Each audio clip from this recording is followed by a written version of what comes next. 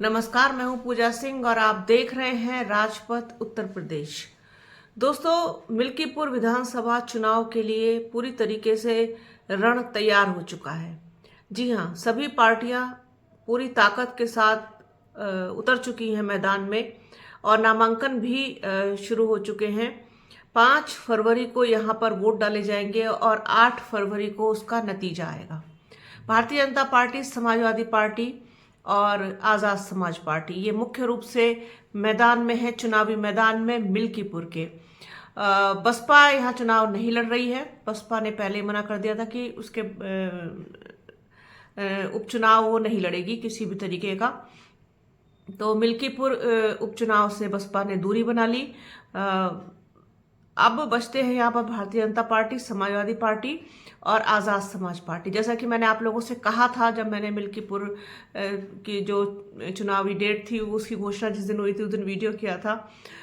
फिर मैंने आपको समीकरण भी बताया था कि क्या है समीकरण। इसके बाद मैंने आपसे कहा था इसमें जो भी अपडेट आएगी आप लोगों के साथ शेयर करूंगी।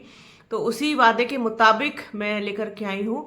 चूंकि तब तक भारतीय जनता पार्टी ने अपना प्रत्याशी घोषित नहीं किया था और आज़ाद समाज पार्टी से भी कोई कंफर्मेशन नहीं आया था, लेकिन अब दोनों ही पार्टी की तरफ से कंफर्मेशन आ गया है।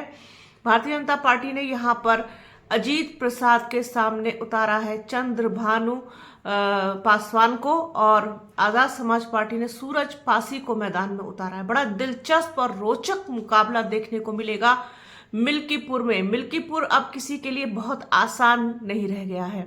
जिस तरीके से पहले कहा जा रहा था, चूंकि उपचुनाव है और उपचुनाव ज़्यादातर जो है वो सरकार का और शासन प्रशासन का चुनाव होता है। इसमें हालांकि कई जगहों पर ऐसा होता हुआ दिखाई नहीं दिया, जीत भी मिली है, लेकिन मिल्कीपुर का जो उपचुनाव है ये बहुत दिलचस्प होने जा रहा है, क्योंकि अब तीनों ही जो कैंडिडेट हैं वो एक ही बिरादरी के हैं और वो मैदान में हैं। अब देखना ये होगा कि जनता किसका साथ देती है, क्योंकि यहाँ पर सबसे ज़्यादा जो मतदाता है वो हैं यादव मतदाता, 65,000। अब यादव मतदाता में बंटवारा होगा, क्योंकि कुछ यादव जो हैं वो भारतीय जनता पार्टी के साथ हैं। वो रुदौली से जो विधायक है रामचंद्र यादव, उनकी वजह से, साथ ही साथ यादव बिरादरी का एक मिजाज भी रहा है कि वो चुनाव में ज़्यादातर भारतीय जनता पार्टी के साथ रहता है। और कुछ जो है वो जाएंगे आपके समाजवादी पार्टी की तरफ अखिलेश यादव की वजह से, और ये है करीब 65,000। अब इनमें भी बंटवारा होगा। इसके बाद आते हैं पासी वोटर्स पर। पासी वोटर्स का सबसे बड़ा इम्तिहान होगा कि वो किसका साथ देते हैं इस बार, क्योंकि उनके जो चंद्रभानु पासवान हैं वो भी, इसके अलावा अजीत प्रसाद और सूरज पासी आज़ाद समाज पार्टी के, ये तीनों एक ही बिरादरी के हैं। तो इनमें बंटवारा होना तय है। अब बात आती है ब्राह्मण वोटर्स पर। तो ब्राह्मण ज़्यादातर, क्या मतलब 90% आप मान लीजिए, वो भारतीय जनता पार्टी के साथ 50,000 हैं। फिर जो मुस्लिम वोटर है वो काफ़ी हद तक जो है ये मजबूती के साथ और निर्णायक भूमिका में 35,000 है। ये किसकी तरफ जाता है, ये जहाँ तक अनुमान लगाया जा रहा है ये तो समाजवादी पार्टी की तरफ ही जाएगा। ठाकुर डेफिनेटली जाएंगे, 25,000 हैं भारतीय जनता पार्टी के साथ। अब सारा दारोमदार जो आकर टिकेगा वो गैर पासी दलित वोटर, जिसमें कि आपके जाटव होंगे, गैर जाटव होंगे, और आपके जो दूसरी गैर दलित बिरादरियां हैं उसमें तमाम जो हैं वो धानुक हैं आपके और दूसरे हैं, ये एकदम से मेरे जहन में नहीं आ रहे अभी। बहुत सारे हैं जो गैर दलित ऐसी हैं, कैटेगरीज हैं, वो आ जाती हैं उसमें। तो वो किसके साथ जाएंगी ये देखना बड़ा दिलचस्प होगा। और यही वो